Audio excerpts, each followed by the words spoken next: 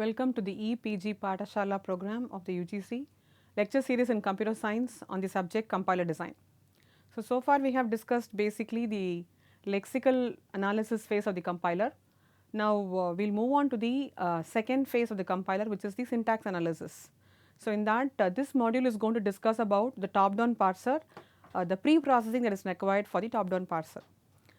The learning objectives of this module are to design a top down parser, to understand the prerequisite for a LL1 parser, which is actually a type of top down parser, to learn to left factor and eliminate left recursion from a grammar. So, the left factoring, the left recursion elimination are these two prerequisites that has to be met for a LL1 parser.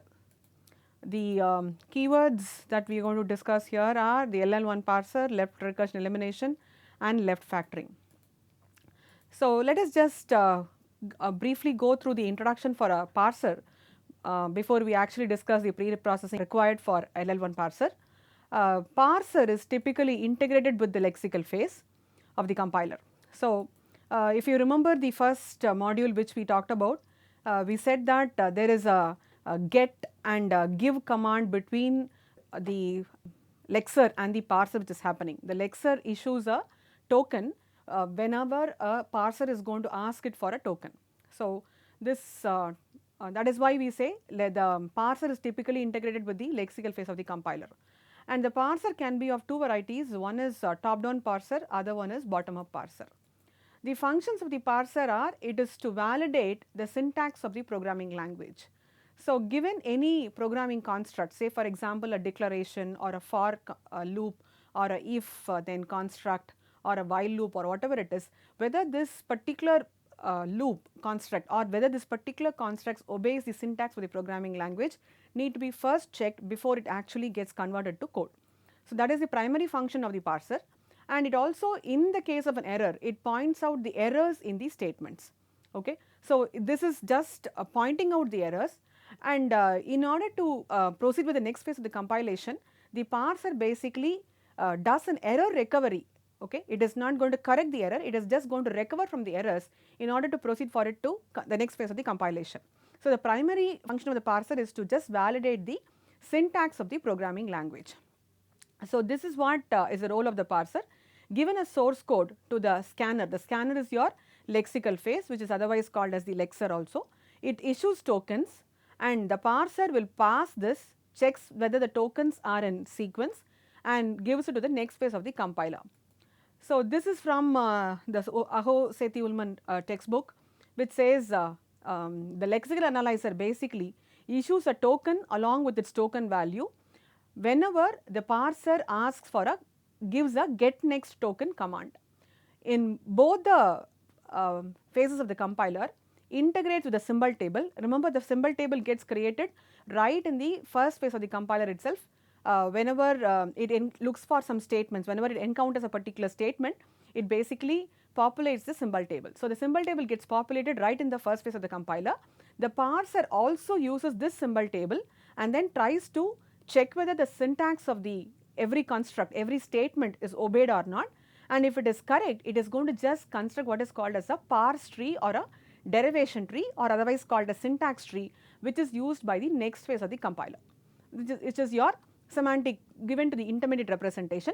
The semantic phase also works on the constructed parse tree which the parser basically constructs. So, the parser and the lexer talk to each other with reference to a get next token command and a token is being issued by the lexer.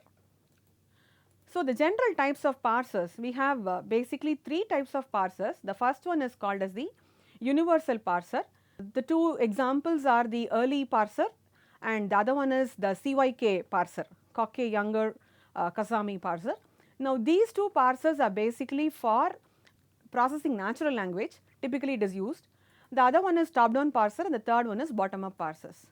So, the universal parsers, either the CYK parser or the early parser, it can basically parse any grammar given to it and typically used in NLP, but it is too inefficient in compilers. It is you cannot look at the context free aspect of that is not processed by the CYK parser or the early parser. So, therefore, this parser is not basically followed in compilers. What we go in for is a top down parser. The top down parser, it constructs the parse tree from top to bottom. Okay, we will see on how to construct the parse tree etc. as we move on here. In once it can construct a parse tree correctly from top to bottom, where the root happens to be the start symbol of a particular grammar and the children will be the leaves. Okay.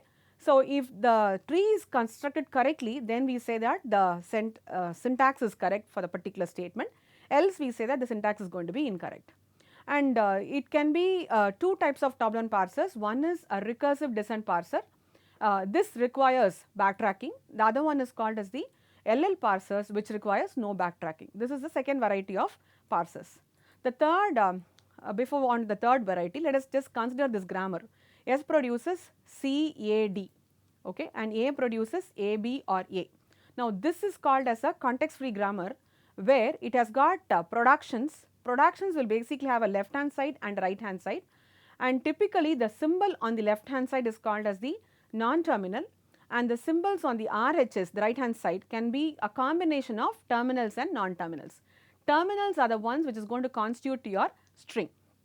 Now, consider this grammar. It has got two productions. S produces C capital A small d, A produces A B or A. Now, typically the small letters are basically used to represent input symbols, which is called as the terminals, and the capital symbols are typically used to represent non-terminals.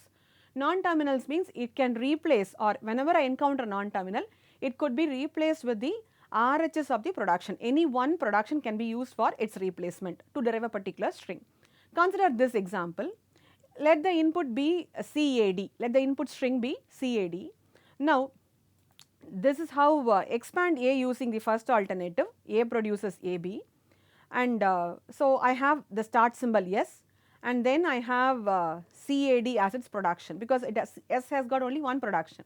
Now, A could be replaced with AB, okay, but what I want the string as CAD. So, I will start with this CAD, and if I can replace this A with a small a.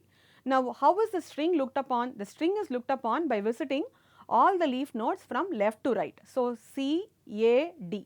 So, this is my string. This is called as the parse tree or the derivation tree, and the process is called as deriving a string. Okay. Now, if I could derive a string from the start symbol, I will call that this string belongs to this grammar. Okay. So, this is called as top down parsing, where I will start with the root and I will start building the tree. If I am not able to see that string, I go back and then try an alternate production. So, this process is basically backtracking. So, a recursive descent parser, okay, has backtracking problem, where if I am not able to proceed further, I will go back to the previous level and then try an alternate production for checking whether the string belongs to it or not. Now, this has to be avoided. Backtracking typically is avoided, and that is why we have a variation which is called as LL1 parser, okay, or LL of K parser in general. Now, the next is bottom up parser, where you start from the bottom and work up to the root for parsing a string. So, what you do is, rather than trying to get a string derived, we will look at the string, okay, and then try to replace the string with the LHS of the production and then try to derive to the root. If I could get the start symbol, then I know that my parsing is correct, else I say that my parsing is going to be incorrect. So, LR parsers are typically bottom up parsers. There are other variations of LR bottom up parsers also, which is called as a shift reduce parser, operator precedence parser, etc. Now, this is my string. So, I will start from here, okay, I will start from CAD. Now, this A could be replaced with a capital A, okay, this A could be replaced by a capital A, and together C, this A and this D could be replaced with S. So, from CAD I am able to go till S, therefore, I say that the string is going to be correct. So, top down parsers start deriving the string in a top down fashion, where it starts from the root happens to be the start symbol, and it starts deriving the string by replacing the root with one of its productions and then trying to apply one production after another production. So, there is a problem called as backtracking in this scenario. LL1 parsers typically avoids backtracking by doing some pre-processing to your grammar. Okay. On the other hand, bottom up parsers looks from the string, okay, and start applying the RHS, the production, with the LHS, and then tries to build the parse tree from bottom to top. Thereby, if the top, the root happens to be your start symbol, you say that it is correct parsing, else you say it's going to be incorrect parsing. Both the top down and bottom up parsers parse the string based on a property called as viable prefix. Viable prefix in the sense that given a particular grammar construct, if a particular prefix of a string can be validated for correctness or incorrectness. If I say that the prefix itself is going to be incorrect, then I will stop my parsing and I will start recovering and then go to the next character or next string, okay, go to next character, or I will keep on recovering to look for the correct prefix that matches a particular grammar. So, basically what happens is viable prefix is nothing but given a grammar you will know what possibilities are there for a string to start with. So, both the top down parser and bottom up parser parse the string based on this particular viable prefix property. Now, this property states that, formally stating it, before the string is fully processed, if there is an error, the parser will identify it and recovers. Now, before we move on, let us just do a quick recap on context free grammar. I have already told you about grammar here. All programming language constructs are defined using what is called as context free grammar. For example, E produces, this symbol here, this arrow here indicates produces, meaning that LHS can be replaced with any one of these combination of symbols. So, I have here E produces, E plus E, E star E, or parenthesis E close parenthesis, or ID, meaning that this is an expression grammar, that is, this is an grammar for generating or for checking whether an arithmetic expression is correct or incorrect. Okay. So, this grammar has a language of an arithmetic expression, to formally state it. It involves the operators plus, star, open parenthesis, close parenthesis, and ID.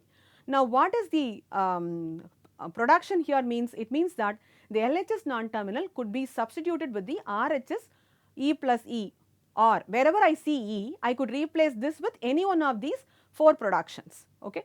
So, that is what basically it means. Now, formally defining CFG, context free grammar, consists of variables, terminals, productions, and start symbol, where variables are otherwise called as non-terminals, and S is a special symbol which belongs to the variable set, and productions will have an LHS and an RHS, where the LHS will typically be a non-terminal, RHS will be a combination of terminals and non-terminals. So, for example, in this expression grammar, whatever we have seen just now, the start symbol happens to be E, okay, and the terminals happens to be plus, star, open parenthesis, close parenthesis, and ID, and there is only one non-terminal here, and that is going to be the start symbol itself. So, this is the formal definition of context free grammar. Variables are otherwise called as non-terminals. Now, let us take one more example from a programming language point of view. Now, statement, STMT basically means statement. Statement produces if expression, then statement, else statement. Statement can also produce if expression, then statement.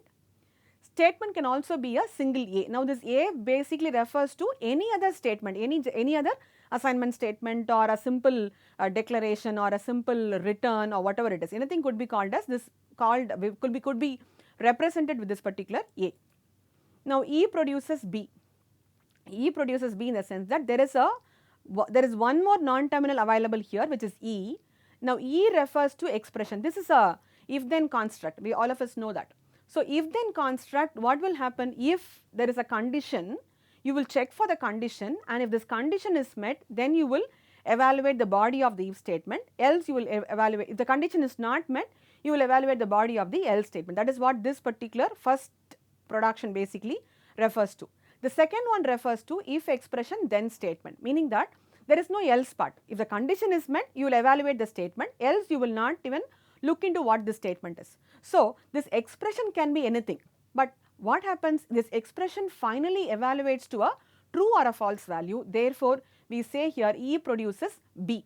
Okay? We just simply say E produces B here. Here statement STMT and E are non-terminals. If, then, else, A, comma B are going to be terminals. The start symbol happens to be statement, okay, and the productions are basically given here.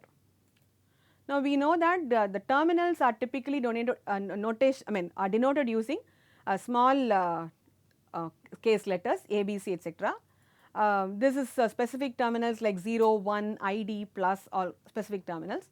Non-terminals are typically given with A, B, C, capital A, B, C. Here I just gave an example statement, STMT is also a non-terminal.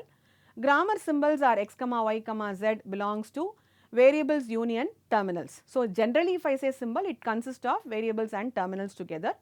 And strings of terminals, so if I have a string u, v, w, x, y, z, strings will belong to T star.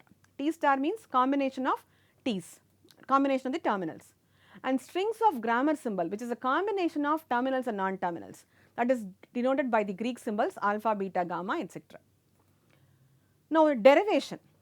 Now what happens here is terminology called as one-step derivation, meaning that alpha, a, beta. Now this alpha is a combination of terminals and non-terminals, beta is also a combination of terminals and non-terminals.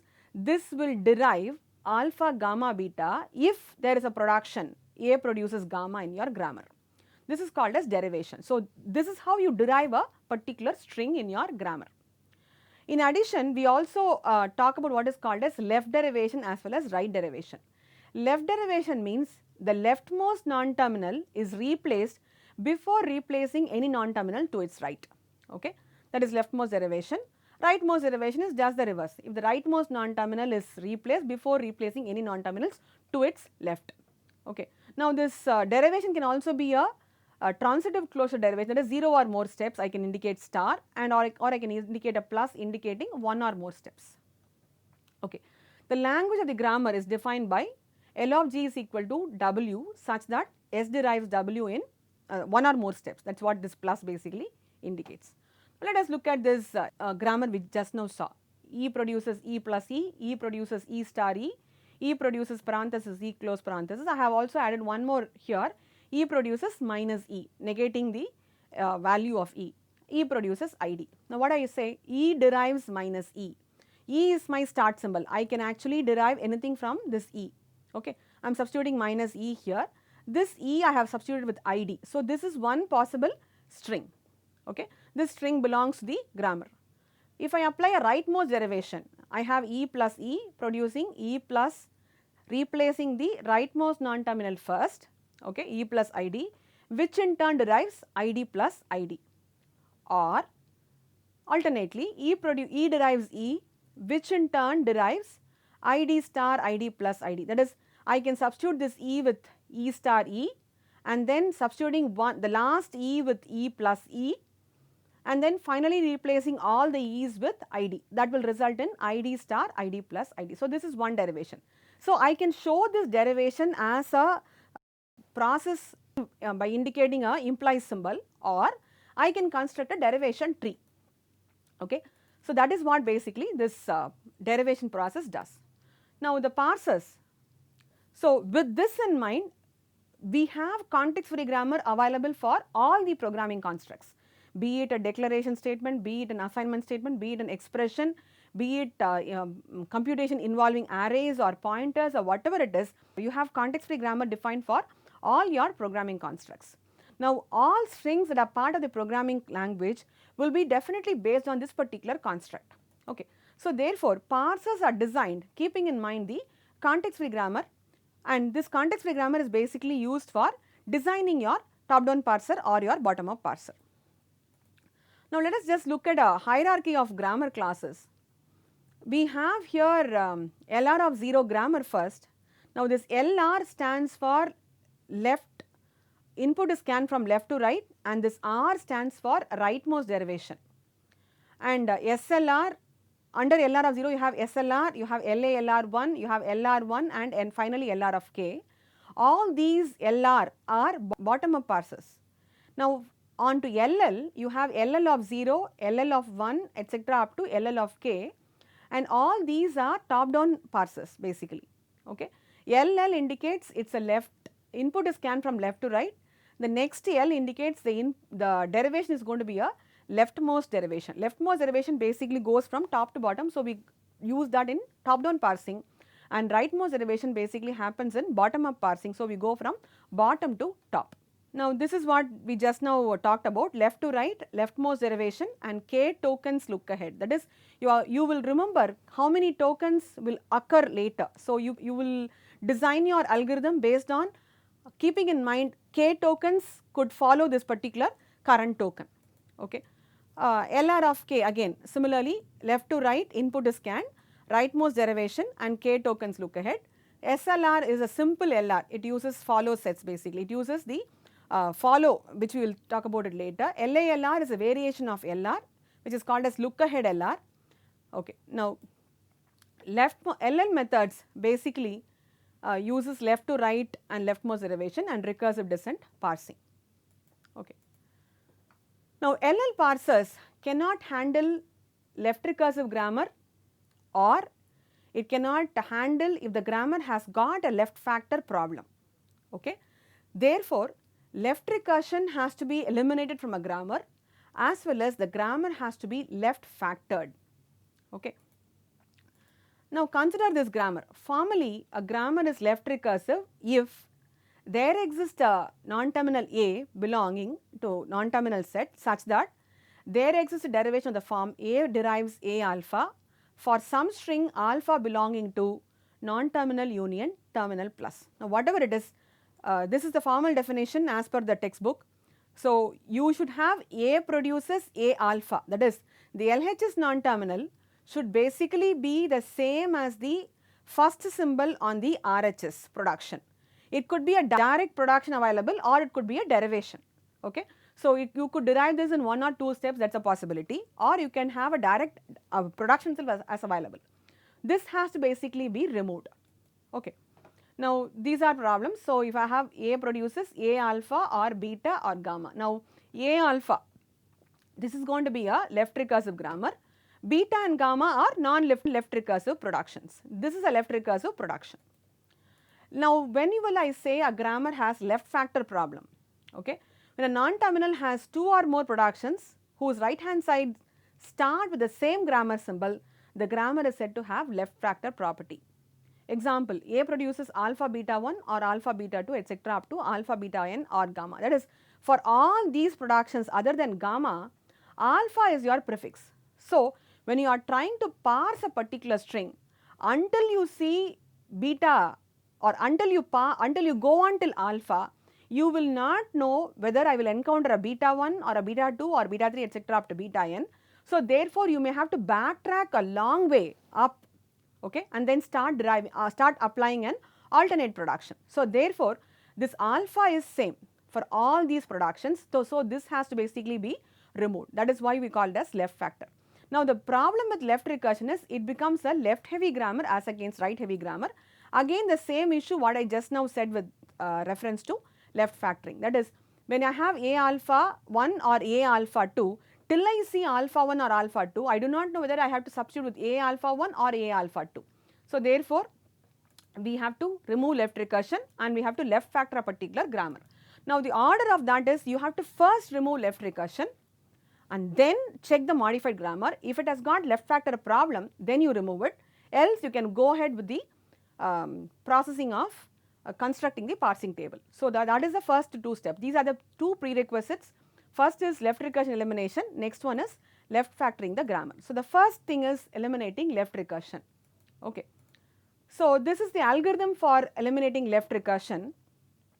Arrange the non-terminals in some order A1, A2 etc. up to AN, and for I is equal to 1 to n, do for j is equal to 1 to n I minus 1, do replace AI produces AJ gamma with AI produces delta 1 gamma or delta 2 gamma etc. up to delta k gamma, where AJ produces delta 1 or delta 2 or etc. up to delta k. That is, you are trying to replace this AJ with its productions, okay, rather than having it as directly AI to AJ gamma.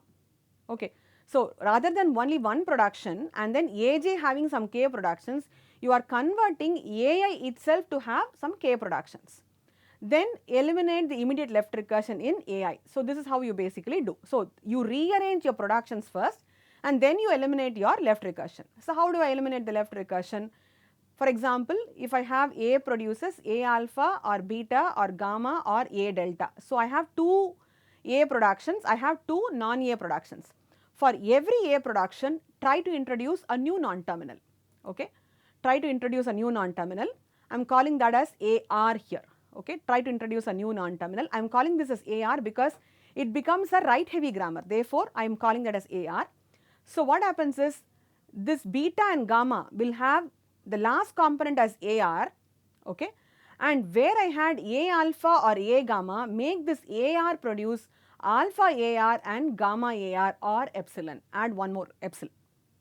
So, where I had two productions here beta or gamma, these two will have a suffix as the new non-terminal, and this new non-terminal will produce alpha delta with AR as its suffix. So, it will produce alpha AR or delta AR. So, beta or gamma that retain as it is by adding AR at the end. Similarly, where I had A alpha or A gamma, add AR and AR at the end of alpha and delta, and then also add one more production called as AR produces epsilon. Let us take this grammar. A produces BC or A, B produces CA or AB, and C produces AB or CC or A. Now, there is no direct left recursion as you could see, but definitely there is an indirect left recursion, okay. So, what will I do? I is equal to 1, nothing to do because your loop starts from j is equal to 1 to I minus 1. So, when I is equal to 2, you add j is equal to 1. When I is equal to 2, you add j is equal to 1. Okay. J starts at 1 and then stops there. So, what will I do? B produces CA or AB are the two productions here. B produces CA or AB are the two productions here. So, I have to substitute for this A from here. Okay. That is what I am doing here. This A is replaced with BC as well as with this A. So, I am getting 3 productions for B as against 2 productions for B. Okay. And so, that becomes CA, BCB or AB, and now I have to remove the immediate left recursion. So, immediate left recursion is BC is my immediate left recursion. I am introducing a new non-terminal BR, and BR produces what is it? Alpha followed by BBR, okay. Alpha is CB here, alpha followed by BR or epsilon, and this B produces CABR or ABBR, okay. So, these two are the CA and this AB are the two non-left recursive productions, and this is a left recursive production. So, this is how I basically remove it. Then going on to the next one, I equal to 3 and j equal to 1, C produces AB or CC. Now, for A, substitute as BC as well as for A, okay. And then I am getting here 2 productions, there is no immediate left recursion. Now, I equal to 3 and j equal to 2, substitute for this B with CA, okay, and then this is already existing, etc. So, this B has got now multiple productions. So, all these are substituted here, and then I have productions for C. Now, C has got CABRCB or ABBRCB or AB or CC or A. Now, this one and this one are the 2 left recursive productions of C, and the other 3 are the non-left recursive productions of C. Now, I introduce a new non-terminal here CR, okay. CR will now have alpha followed by CR, okay, alpha 2 followed by CR or epsilon, and C will produce beta BR, beta 2 CR as well as beta 3 CR. So, this is going to be your situation. Now, let us take this expression grammar. For example, E produces E plus T or T produces, this is your expression grammar. Okay. Now, this grammar has got, this is a left recursion, this is a non-left recursion, this is a left recursion, there is a non-left recursion, there is only immediate left recursions, there is no indirect left recursion for this particular grammar. So, here what happens, E will produce E plus T. So, I have to introduce one new non-terminal here, I am calling that non-terminal as E dash, okay. So, I am calling this non-terminal as E dash, correspondingly I am calling a non-terminal called as T dash for T star T, and there is nothing for F. So, here E produces T E dash and E dash produces the residue plus T E dash or epsilon, and here similarly T produces Ft dash and T dash produces star Ft dash or epsilon, and F produces parenthesis E close parenthesis or Id, that remains as it is. Only for E and T, these two has got A productions, therefore I get rid of it, I eliminate left recursion by introducing two non-terminals E dash and T dash correspondingly for E and T respectively. So, just summarize this particular module where we have looked at the properties of top down parser and bottom up parser. We looked at how it basically goes through, and we have also looked at the first pre-processing of this top down parser, which is nothing but removing of left recursion. Okay. Thank you.